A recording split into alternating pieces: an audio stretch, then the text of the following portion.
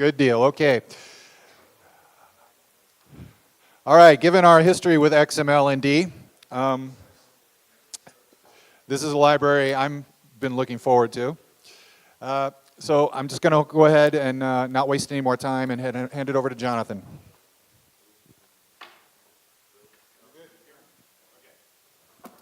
Okay, Jonathan Davis, mostly known for standard datetime for better or worse. And I wrote DXML, which is XML parsing library. I think most of us can agree that XML has issues, but many of us still use it. Personally, I think pretty much every text format has issues. I don't think I found a single one I don't have a problem with, but certain ones work better in certain cases. But it reminds me of this particular XKCD, which is complaining about standards. It points out there's 14 competing standards and something, and they're complaining about how ridiculous this is. It's like, we need a new standard that's going to be universal, work in everyone's use case. This will be perfect. We're going to do this. And then you have 15 competing standards. So we're not going to have a universal solution. You know, some people are use JSON for some things, or YAML, or whatever, and XML is one of the options. And whether we like it or not, many of us end up using it. Personally, I end up using it in some cases because it actually makes the most sense. But of course, if you're going to use it, you then have the question of how you're going to use it, you know, what library. And Phobos does have an XML parser, has had for quite some time. However, for most of its existence, we've considered it substandard and want to get rid of it. It's not range-based. The API is not liked. The performance isn't what we want it to be. So we want to replace it. However, no one wants to write an XML parser. So it's still sitting there. Even has a note in the documentation saying, please don't use this because we want to get rid of it, but the note's been there for years. There have been a couple of attempts where people actually said, hey, we're going to replace this. There's one back, I think, in about 2010 from someone named Tomas or Tomaz or some such, if I remember his name correctly, who said, oh, I'm working on this, and he made a few posts about it and might have even posted some snippets, but code never came out. He definitely didn't put it through the review process to get into Phobos. As far as I know, nothing from that era was available. The more recent attempt was the GSOC project, so Google Summer of Code. That code's actually available in code.dling.org. You can use that project. I've used it before in at least one project. However, it's not really complete. It's somewhat buggy. I've had to work around issues with it, in some cases commit local fixes, and open multiple issues, and think at least one pull request, and nothing got merged because the student in question disappeared. I think he worked on it for a little while after GSOC ended, but then basically got too busy with school and dropped the whole thing. So that's unsupported, and as such, I don't really want to depend on it.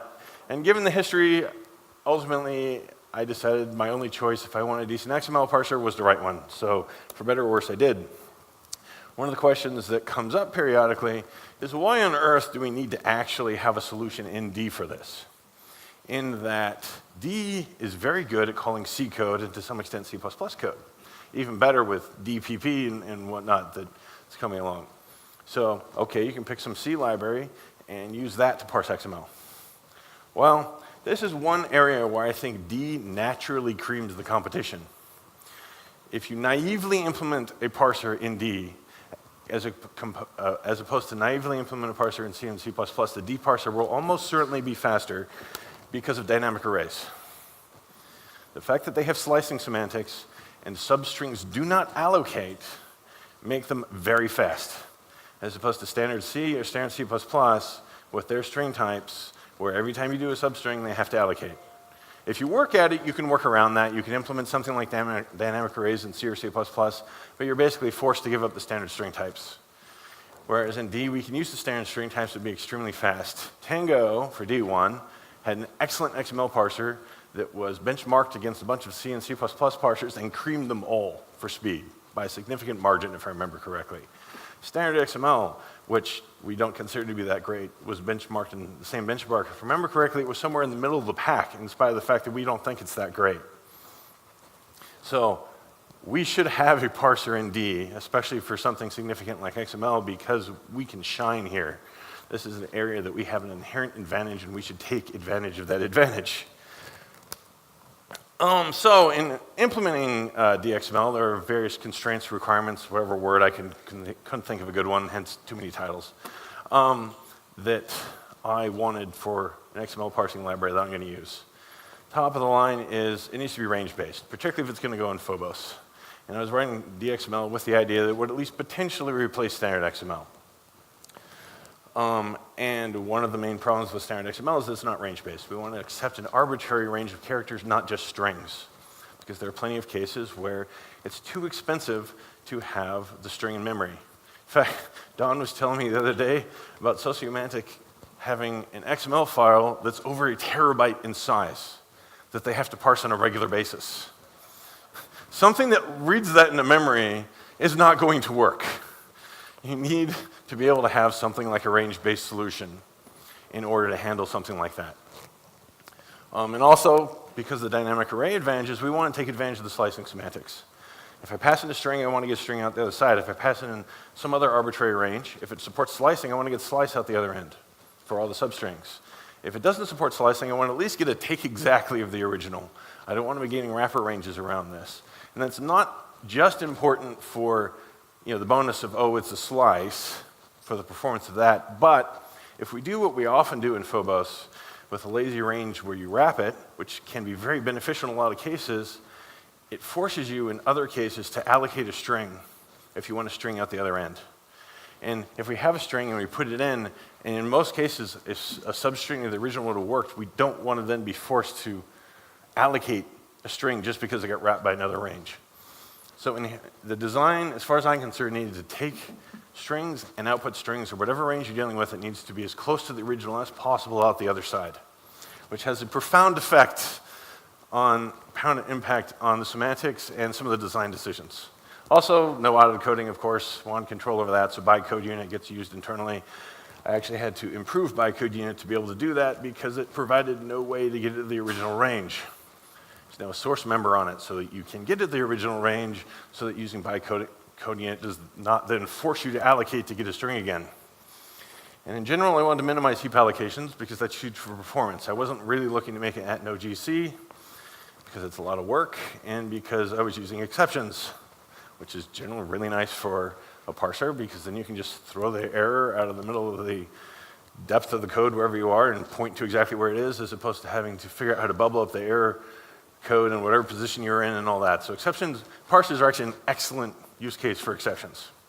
So this was never going to be no GC because of that.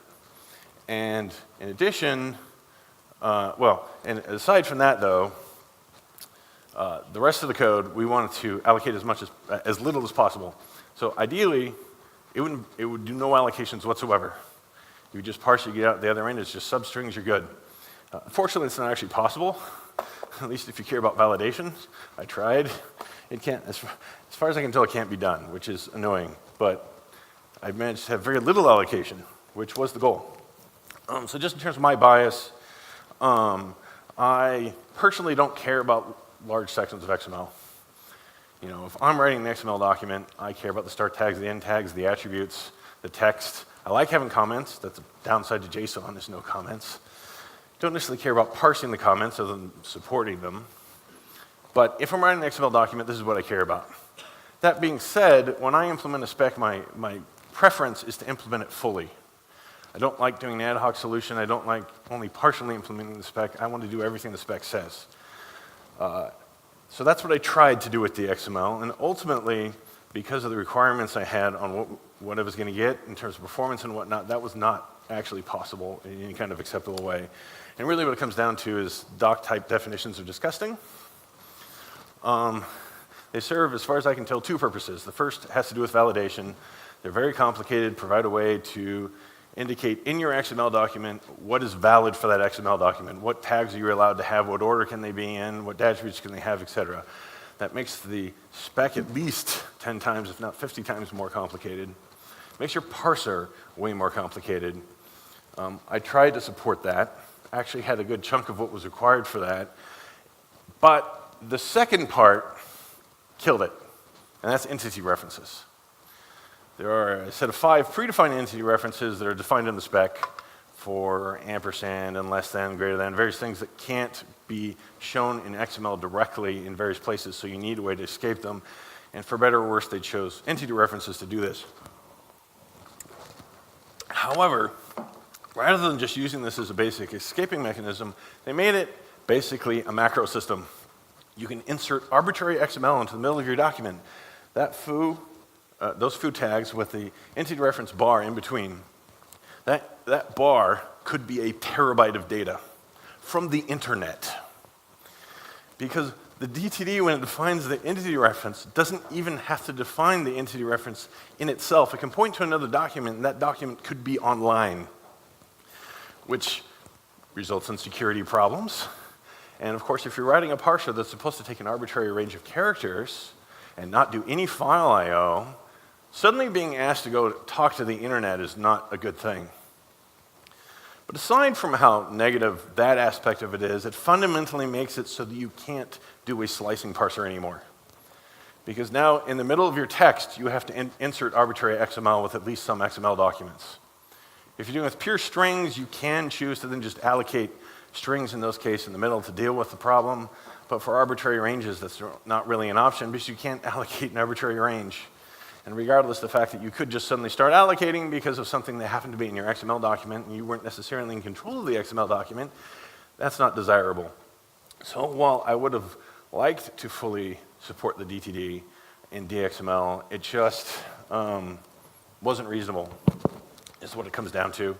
And if I were going to fully support the DTD, I would write the parser fundamentally differently in a way that would be far less efficient for the common use case where you don't have all these entity references.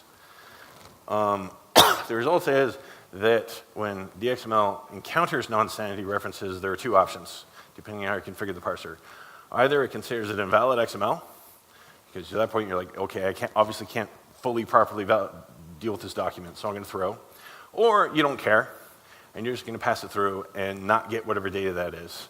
After some discussion on the forums, and reading through the spec again, because it's not very clear, I'm fairly certain that you have to have matching start and end tags and whatnot in the entity reference so that it can't actually mess up the parsing of the rest of the document if it's not there. It's just you're missing data. So there is an option to say, I don't care, just let me see it, at which point it's treated as normal text except for the fact that it's validated for syntactic purposes. It has to have the right characters for a reference, just like the standard entity references are just passed through in all cases. And they're validated to make sure they're correct, but they're passed through. At which point, if you want to actually get to replace them, there's some helper functions you can use with the parser to replace the resulting text. But the parser always outputs slices of the original input. In no case does it mutate any of the data. In terms of building the parser, my initial thoughts were basically I wanted to be building a multi-layered solution. And like, for instance, you should have a DOM solution. There are cases where you want to have the whole tree in memory. That's much more user-friendly in a number of cases, but it's also inefficient for a lot of cases. You know, in the terabyte file case, even if you had a terabyte of memory and could hold the file in memory, you couldn't hold the DOM in memory because it's going to take up more space than the document itself. But at the same time, you don't want to implement a DOM parser and another parser. You want to build parsers on top of each other. So at that point, the question is how many layers of parsers and what's the lowest layer that you're going to care about? What makes sense? Standard experimental XML actually exposed the lexer in what it was doing, which as a user, I didn't think made any sense and was rather annoying. I don't care about the lexer. I don't care about tokens. And in digging, thinking through the problem, basically I decided that the lowest level that actually made sense to the user was an entity. Be it a start tag, an attribute, an end tag, something you're actually going to ask what's its name or text. I don't want an open bracket in my range. That's pointless and useless to me as far as I'm concerned. That's not part of the actual data. That's an implementation detail of XML.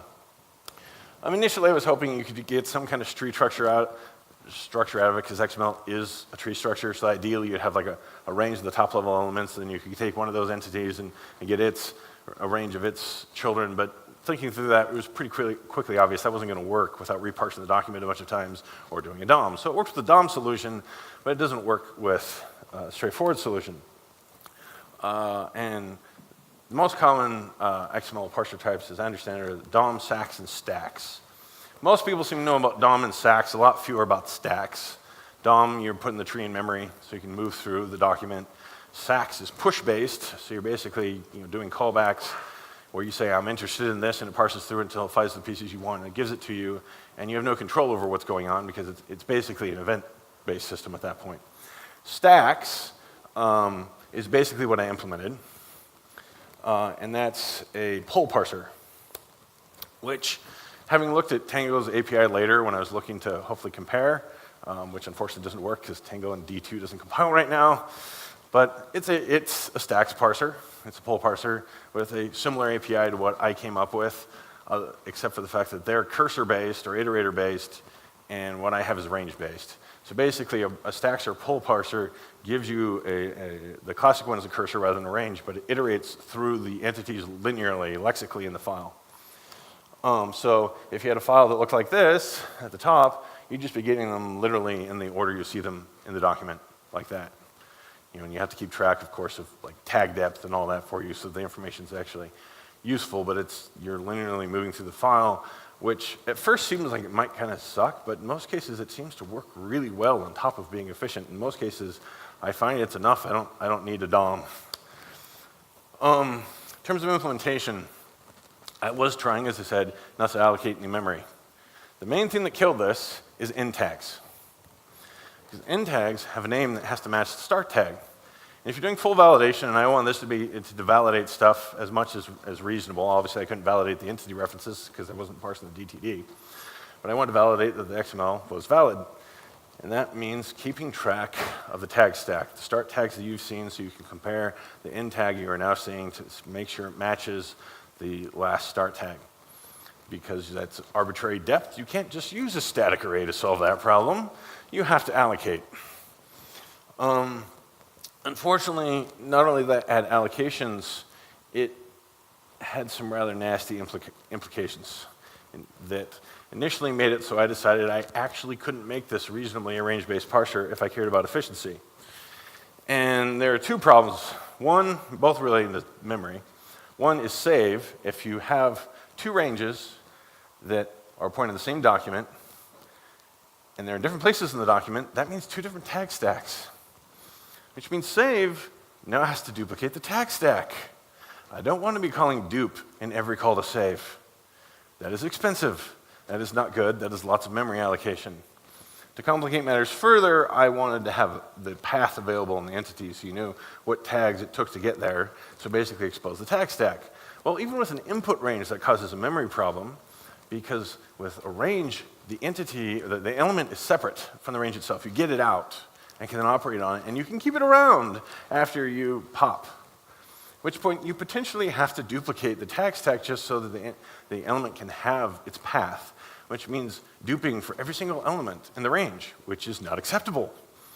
So between those two, I'm like, okay, I'm screwed. I guess this won't be a range. I'll go for the standard cursor-based solution, much as I don't like it.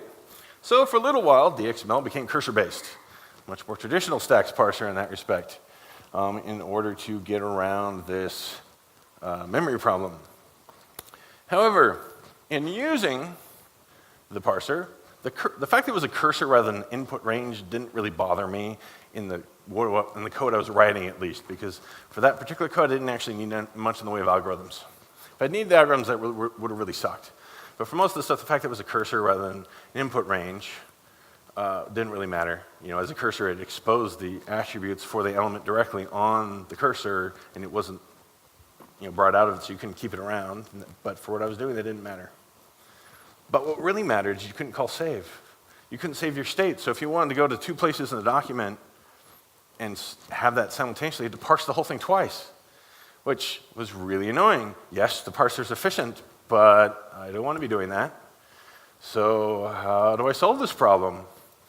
The other issue was that path didn't seem to be very useful, honestly, in what I was doing. I'm sure there are use cases where it is, but given that it would force allocations every time if you had it, or it forces it to be a cursor instead of an input range, it was not acceptable because it wasn't useful enough. And to boot, it's not that hard to write a wrapper that keeps track of it from the information the parser gave you, at which point, in the cases you care about it, just use the wrapper, and the other folks don't have to be punished. But that just gives me an input range. That doesn't give me a forward range, which is what I really need. Until something clicked. XML only needs to be validated once. Not every range iterating the same document needs to keep validating the document. The tag stack, aside from the path issue, is there purely for validation purposes. if I have a range that's already validated the document up to a certain point, why does the range behind it have to keep validating and have its own tag stack? It doesn't. So this is a, well, somewhat stripped out version, but essentially some of the internals of entity range. And this object is then sitting inside of an entity range, which is what you get when you parse the XML. And the key thing here is that the entity range itself here has shared state that's a pointer. That pointer is just copied with every single entity range. Every time you call save, you just get that pointer. So it's just doing normal copy, no deep copy, no allocation. The shared state has two dynamic arrays. One for the tag stack, and one that turned out to be necessary for attributes, because in order to validate that you didn't duplicate attributes, that's a little bit of a pain. The most efficient way I could think of was to put them all in an array, sort them, and look for the duplicates that way. And I don't want to keep allocating for that, so I need to reuse the array. So it's stored here as well. But then the shared state keeps track of the farthest that any range has iterated, and each range keeps track of how far it's iterated. How many entities has it processed? So at that point, when you get to a point where you would push something onto the tag stack or pop it, it only actually does it if it's the range that's farthest along. This is actually somewhat similar to the internal semantics for dynamic arrays when they figure out whether they can append, is they look to see if whether they're the one farthest along within the memory.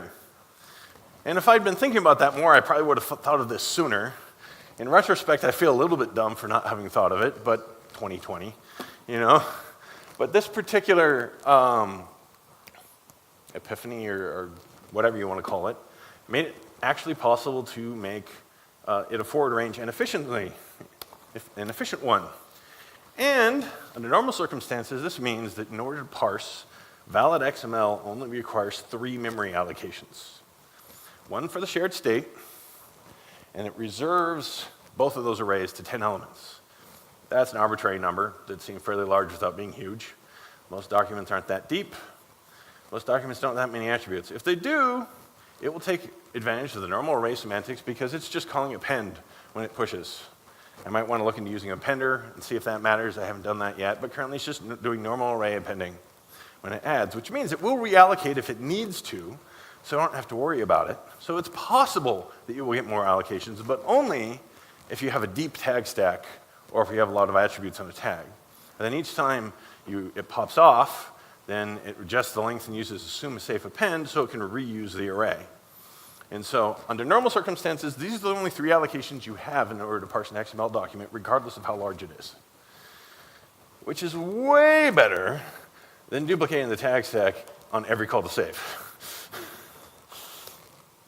So these are the modules in DXML currently. We have the DOM solution, we have the parser, which is the stacks parser.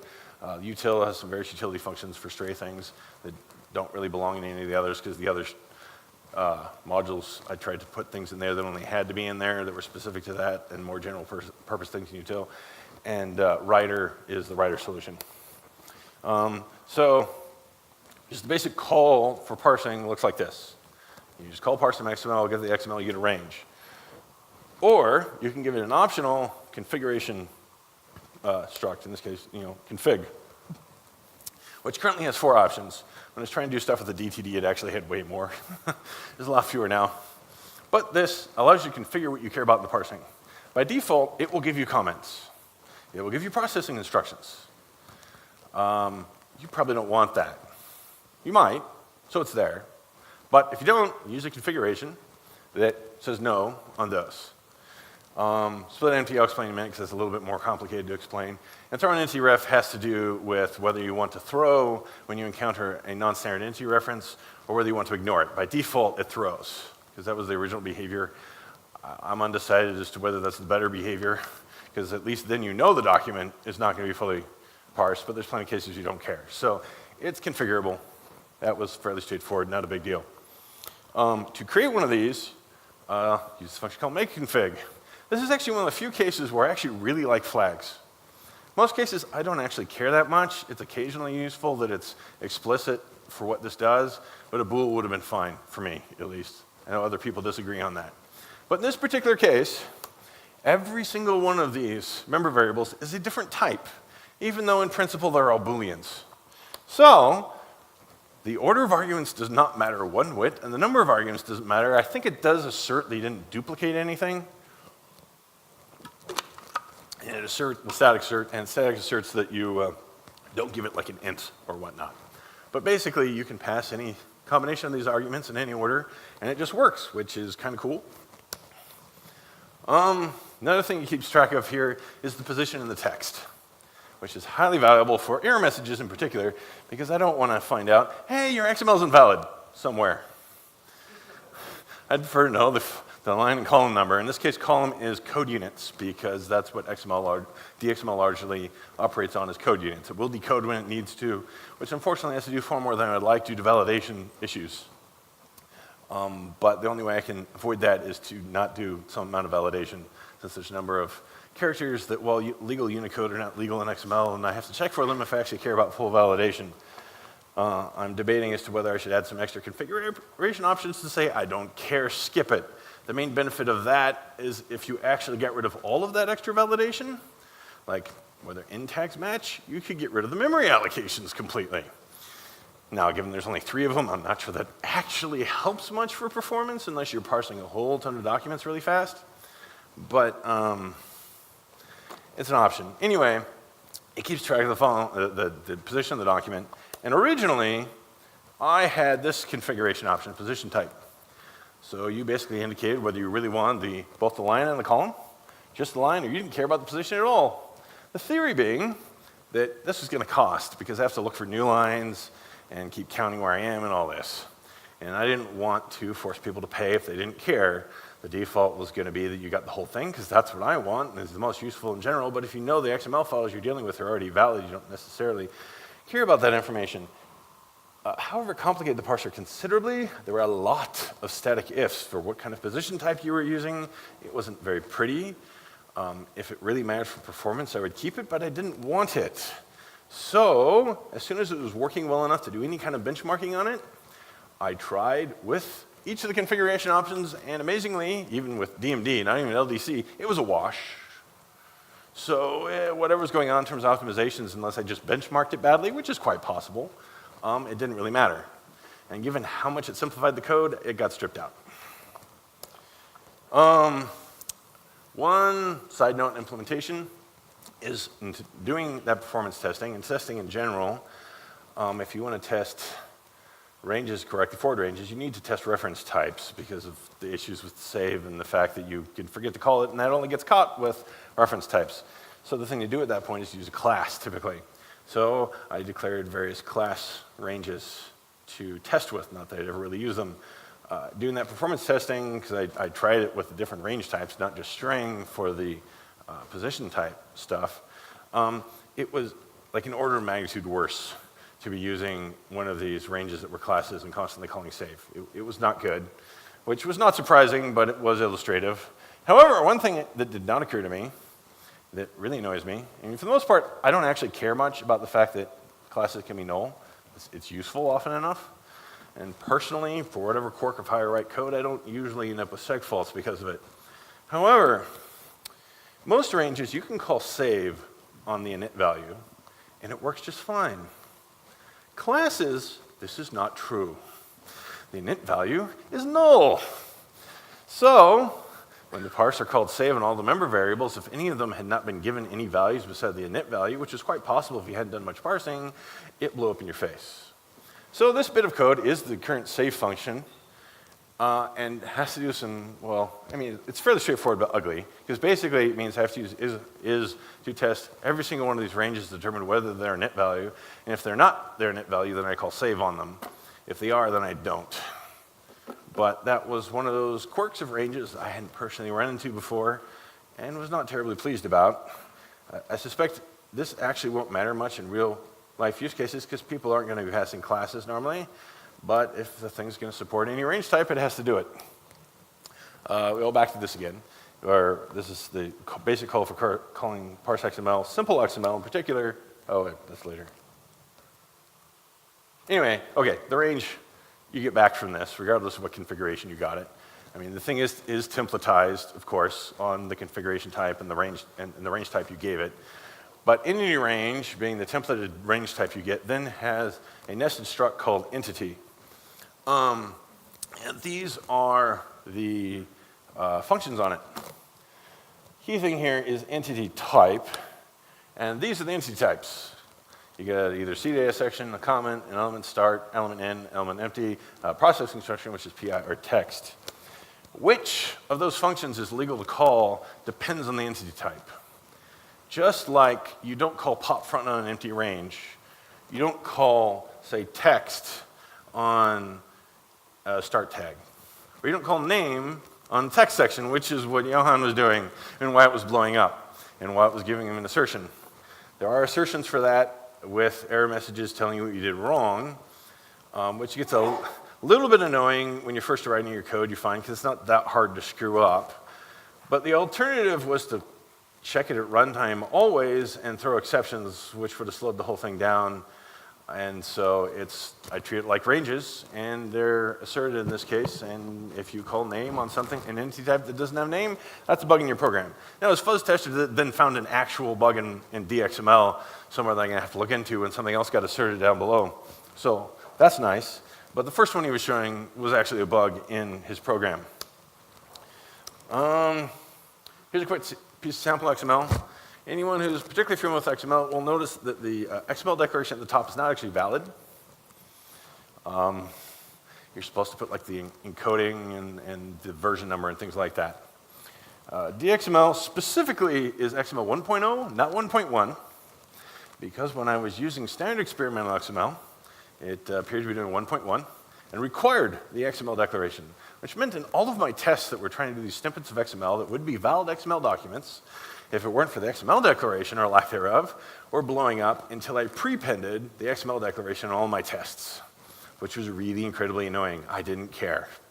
So 1.0 does not require the XML declaration, therefore DXML does not require the XML declaration. Of course, it supports the XML declaration, so it will allow it, but it parses past it just like it parses past the DTD. There isn't really any useful information in there anyway. The encoding is useless because just in general, the spec even talks about it. That's kind of a problematic thing to do in the first place because you're reading a document to figure out what the encoding was when you already have to know the encoding to read the document. In the case of D with char, wchar, and dchar, it's supposed to be guaranteed, though it isn't always, that the UTF-8, UTF-16, UTF-32. So the parser assumes that. So it doesn't have to look at the encoding, and it's doing XML 1.0. The only other version of XML is 1.1. You don't have to worry about 2.0 or anything. So the fact that it doesn't match won't matter, so it just skips it. If you really care, you can parse it yourself. It's not very hard. But it just gets skipped. So in this case, technically this is an invalid XML document. DXML doesn't care because it's the XML declaration that's invalid. But this is some sample XML we're then going to parse through twice, actually. First time is with the default configuration, which gives you everything.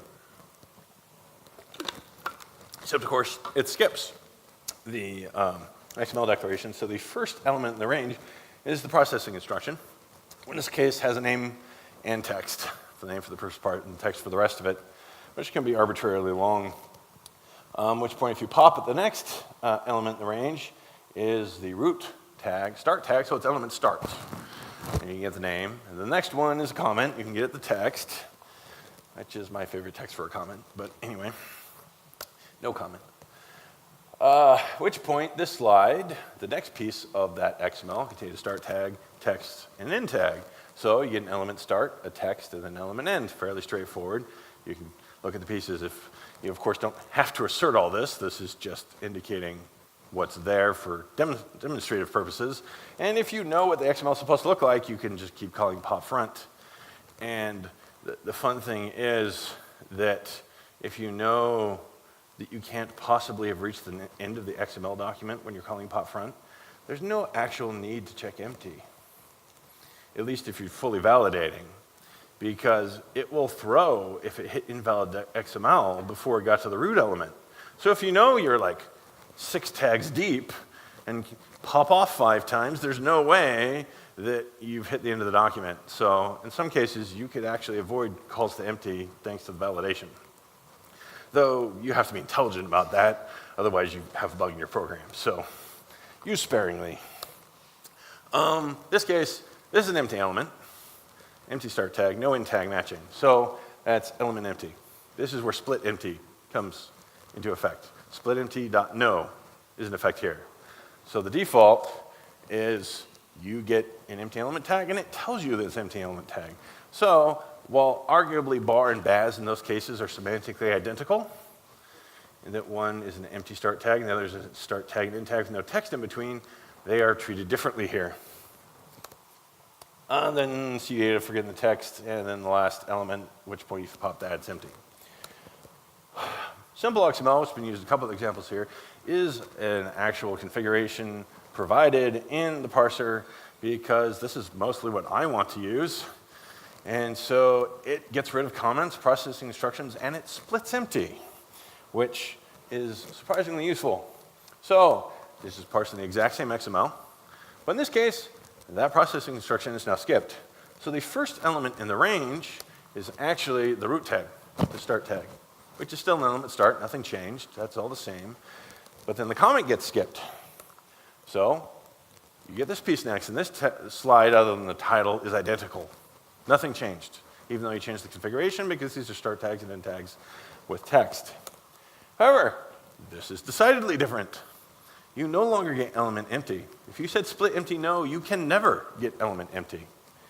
Because in that case, what it does with split empty yes is instead of giving you the element empty, it gives you an element start and an element end, with no text in between, of course, so that if you don't care about the distinction between those two, you don't have to worry about it when you're parsing through and have a special case for empty element tags. So you just treat that as any other set of tags with no text in between, which simplifies the parsing in any case where you don't care, which is why it does that. And then this is identical up to the end of the range.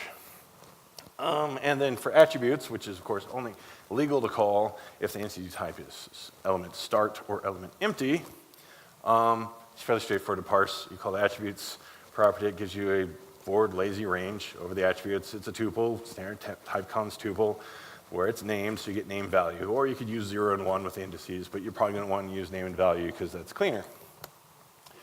I'm not going to go over these in detail because I don't really have time, but these are some helper functions in DXML in the parser that help you skip stuff and move around through the range more efficiently when you don't care about sections. Like skip contents will skip from a start tag to an end tag without dealing with any of the contents in between, which is surprisingly complicated. So having a helper function for it is nice. I need more helper functions, I'm sure, but that's going to come from actual usage and seeing what particular idioms need to be improved. For instance, in the attribute case, I found you end up with a switch statement as you iterate through them and checking each attribute to see if it's in the list and to set a variable when you do it. And really, I need to add something like getopt to handle that solution. It would be far cleaner. But figuring out what functions to add is going to be a matter of using it and people saying, hey, this is too hard, and this particular thing is too complicated. Can we do this instead?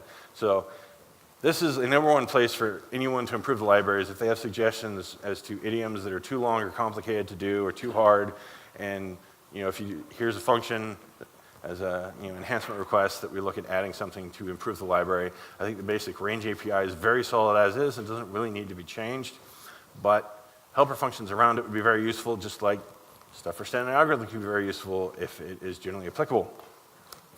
And again, I'm not going to spend the time going through it. Quick note, primarily because of text pause, I don't actually use standard algorithm much in DXML. Keeping track of the line and column number doesn't work very well when you're dealing with arbitrary ranges of characters and you can't ask how much got popped off, and you can't ask whether any of them were new lines. So I could probably do something with wrapping it in a range that try to keep track of it, but it gets complicated and nasty.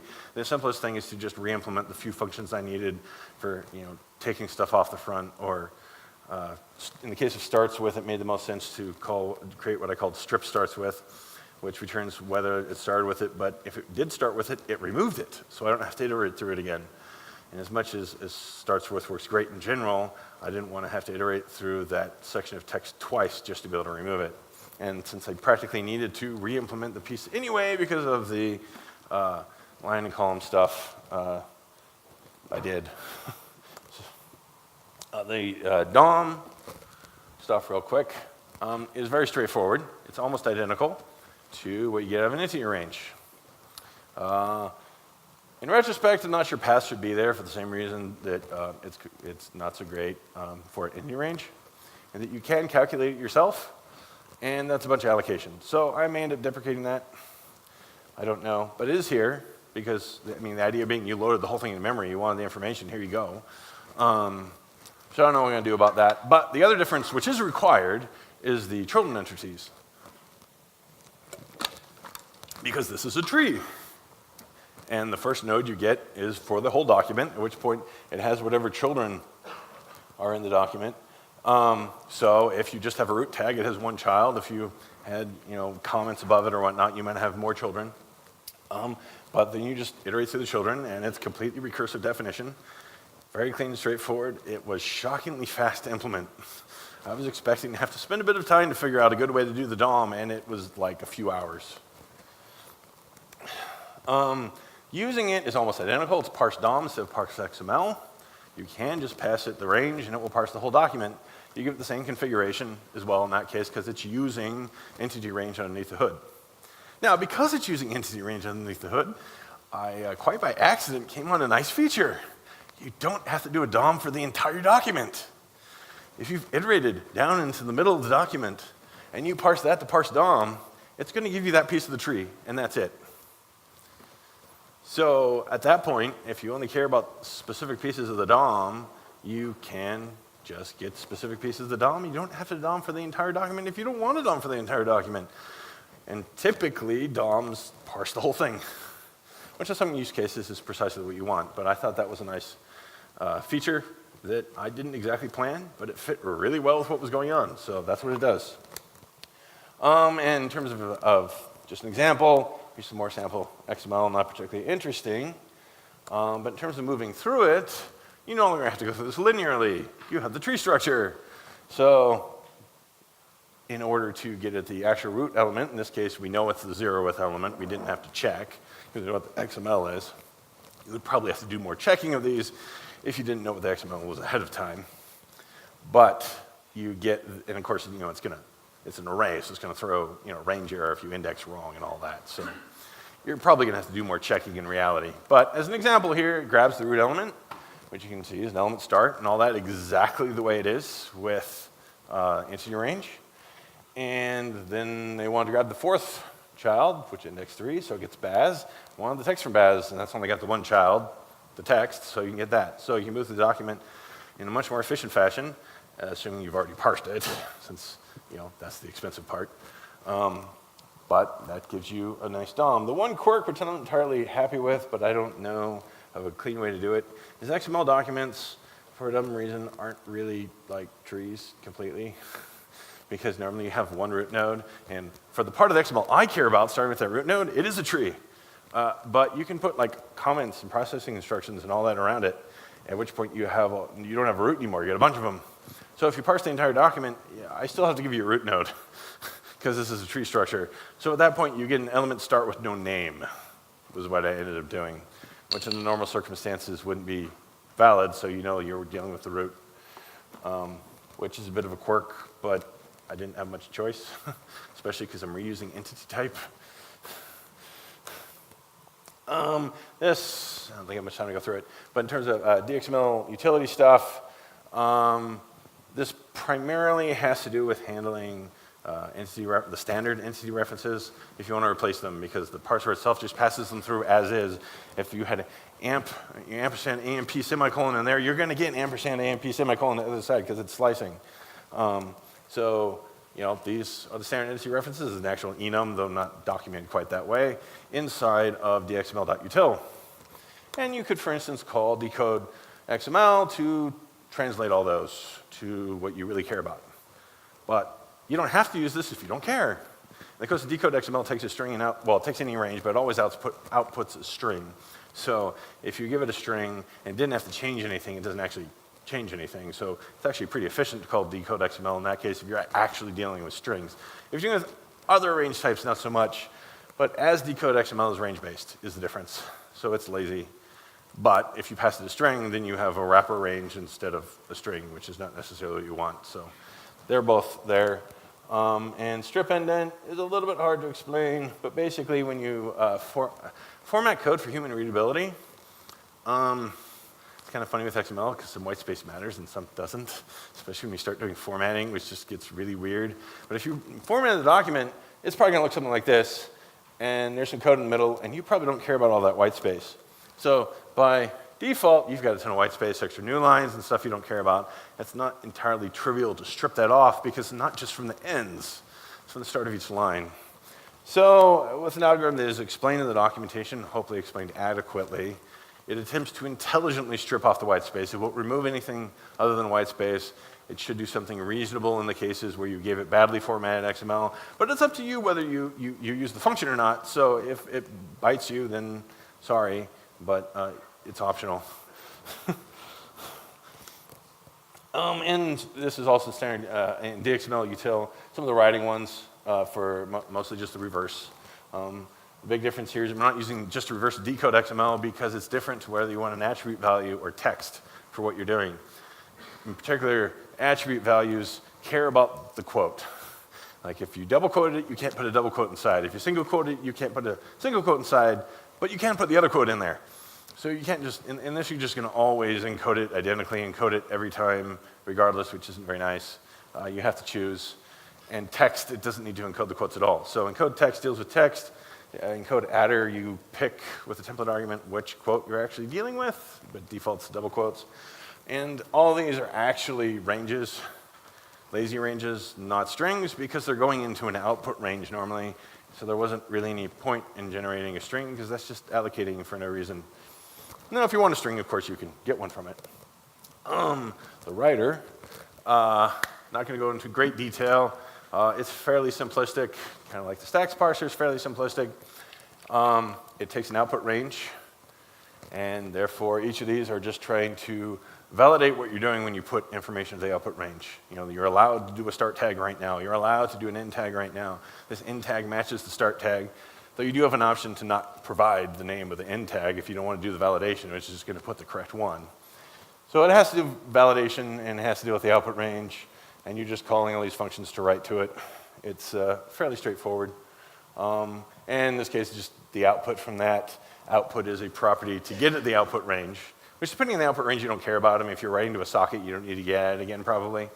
But in the case of appender, which is this example is using, you need to call data to get back out again, right?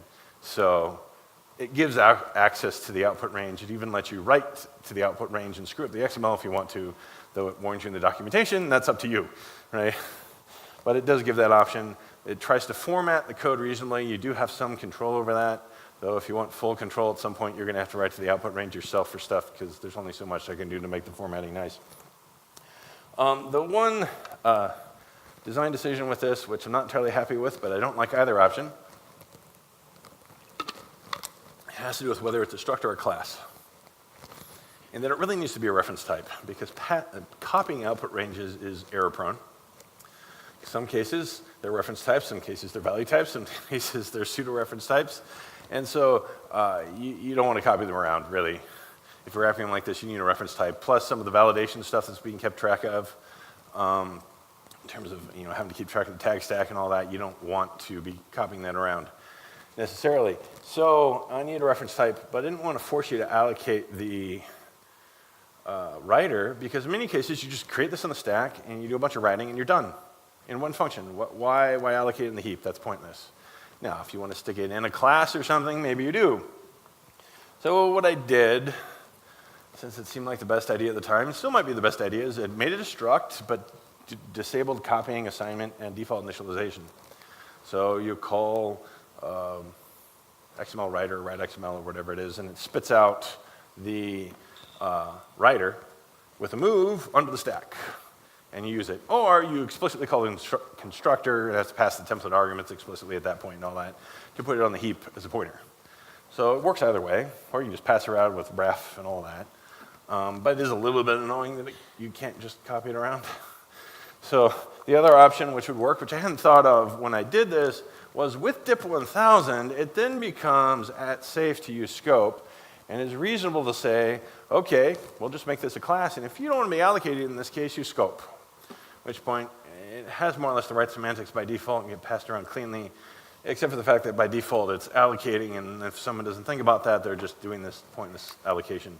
So I don't know which solution is better. That's utterly debatable.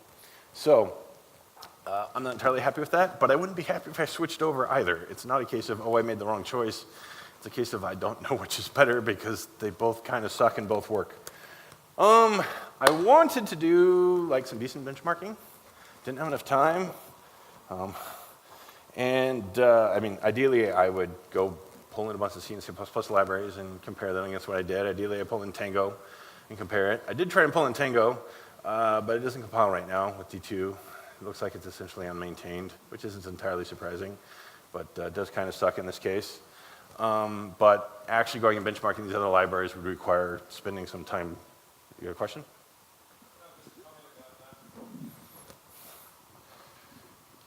The Tango parser has been converted to D2 and is in Ocean, in Sociomantics Ocean. Okay. So, Yeah, so well, it does exist in a new. I think I glanced at it, and I was running FreeBSD, and it said Linux only, so I didn't go digging through Ocean to figure out what was there. I thought it might be, but it's like, okay, I don't have the time to deal with this.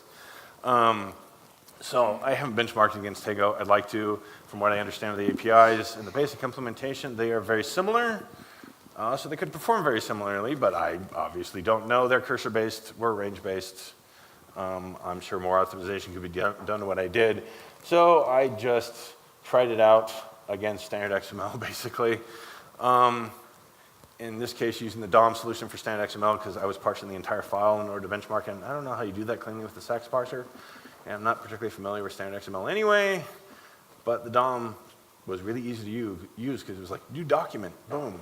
Here you go. Okay, now I can see how expensive it was to parse. So I tried it with the file that Xmark gives you by default, which is a benchmarking thing for generating XML. And it gives you a default file that's 111 meg, which is huge.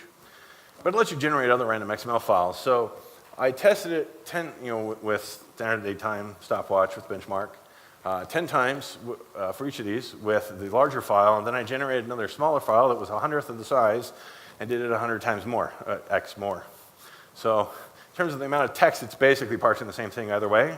But depending on the performance characteristics, parsing a bunch of small files versus parsing a bunch of times versus parsing a large file a few times could be drastically different.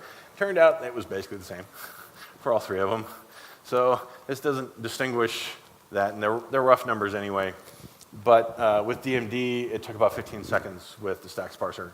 With LDC, it took about 10 seconds. So it's about a third better, which is cool. LDC helps, unsurprising. And it was around 2.5 times worse with the DOM, which is then just using the Stax parser but allocating memory, which highlights how expensive allocating memory can be and whether you want to do that. And standard XML was about 6 times worse than my DOM and about 15 times worse than just using the Stax parser, though I'm sure if you use the Sax parser, standard XML, you get better numbers because you'd only be grabbing the pieces you want instead of throwing it all in memory. I would like to have more benchmarking, but don't have time. So, last slide, quick note. In terms of what needs to be done, I was saying before, I'd like more helper functions, but that depends on user feedback. I'd like to be able to write a DOM, like construct one in memory and write it, which would be kind of nice to use. Right now, the writer is more like the Stax parser. You just tell it what to go linearly. And so at some point, I want to add DOM support for the writer. And as I was saying before, possibly add some configuration options that say skip validation. Not sure. I need to improve the error messages. I tested very carefully that the position was the correct spot every time in all of my tests. So it will tell you the right place in the XML, but it won't necessarily give you a very nice message. There are a few cases where it's, oh, prematurely reached the end of the document. Okay, thanks. There's probably a mismatched angle bracket or something, so I need to go in there and figure out how to clean some of that up. And just general optimization improvements, implementation improvements. I've done some of that, but not much. It's mostly what it was originally without much in the way of optimization, so it could potentially be faster depending on the issues. As far as Phobos inclusion, my current plan is to get to the point that DXML feels reasonably complete to me, and it's been battle tested by people actually throwing stuff at it rather than just sitting in my repo. And once it's been around long enough, I will put it through the Phobos review queue, and depending on how that goes, it'll end up in Phobos or not. I don't know. I mean, if like DTD support were required for whatever reason for Phobos, even though standard XML doesn't do it, and I don't think Tango does it, then the answer would be no, because I'm not going to spend the time to do that. It would be a worse parser for the average case. But once it's ready, I'll at least put it through the Phobos review queue, and we'll see. So that's the end of that. Okay, thank you, Jonathan.